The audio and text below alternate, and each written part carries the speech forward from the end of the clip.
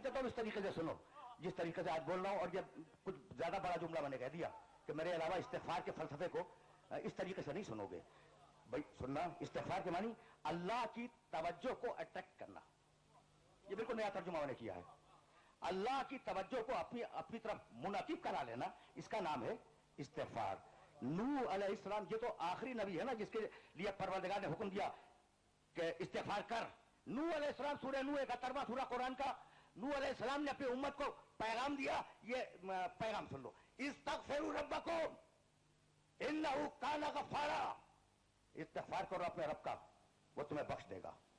یمددکم باموال, تمہیں مال دے گا. وبنین, تمہیں بیٹے دے گا.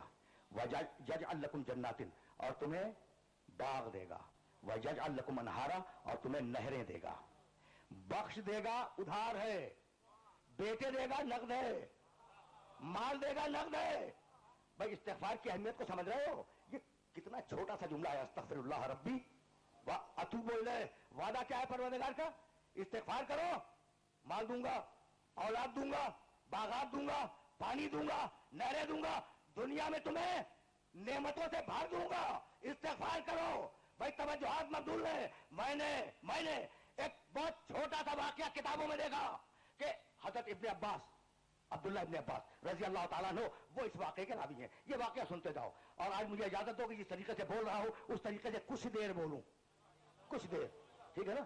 حضرت عبداللہ ابن عباس کہتے ہیں کہ علی بیٹھے ہوئے تھے کہ ایک شخص آ گیا, کہنے لگا یا علی, میں نے زندگی میں بڑے گناہ کیے, کوئی طریقہ بتا دو کہ اب وہ گناہ معاف ہو جائیں. کہا استغفار کر. چلا گیا. اچھا ابن عباس بیٹھے ہوئے ہیں اور لوگوں کا بھی مجمع ہے. کوئی اور آ گیا, کہنے لگا یا علی, ایک زمانے میں میرے پاس پیسے بہت تھے اور اب روٹی کو لقمے کو محتاج ہو گیا ہوں, 2 وقت کی روٹی بھی پوری نہیں ہوتی, تو کوئی طریقہ تو بتاؤ. کہا استغفار کر. وہ بھی چلا گیا. کوئی اور آیا, کہنے لگا یا علی, بیٹیاں بہت ہیں, بیٹے کی بڑی تمنا ہے. کہا استغفار کر. اب لوگوں نے چوک کے دیکھنا شروع کیا علی کو کہ بھائی علی کیا کر رہے ہیں. کوئی کہتا ہے مال نہیں ہے, کہتے ہیں استغفار کر. کوئی کہتا ہے بیٹا نہیں ہے, کہتے ہیں استغفار کر. کوئی کہتا ہے گناہ بہت ہے, فرماتے ہیں استغفار کر. کوئی آیا, کہا یا علی, ہم گاؤں والوں نے پورا ڈیلیگیشن آیا تھا, ایک نہر کھودی تھی اور وہ نہر کھود کر اپنے گاؤں تک لائے تھے, اور اتفاق سے اس سال وہ نہر سوکھ گئی. اب بتاؤ کیا کریں. کہا استغفار کرو. اچھا ابھی یہ باتیں ہو ہی رہی تھی کہ مضافات مدینہ کا کوئی زمیندار آ گیا, کہا یا علی میرا باغ سوکھ گیا. کہا استغفار کر.